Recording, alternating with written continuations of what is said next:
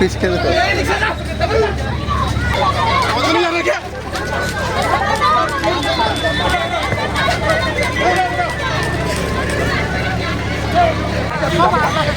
Mobile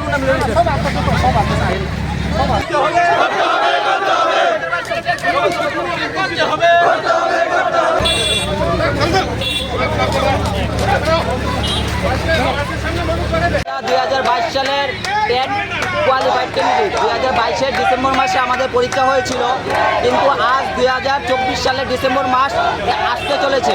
প্রায় 2 বছর হয়ে গেছে, কিন্তু আমাদের শিক্ষক স্বল্পতা থাকা সত্ত্বেও স্কুলগুলিতে আমাদের এখনও নিয়োগ করা হচ্ছে না।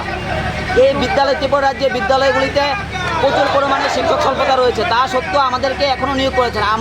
আমরা একবার দপ্তরে যাচ্ছি, একবার মুখ্যমন্ত্রীর বাসভবনে আসছি, আমাদেরকে শুধুমাত্র এদিক থেকে ওদিক সব কিছু খালি আমাদেরকে বোঝানো হচ্ছে যে এটা সম্ভব না, ওটা সম্ভব না, কিন্তু এখন পর্যন্ত কোনো ধরনের আইনি জটিলতা নেই।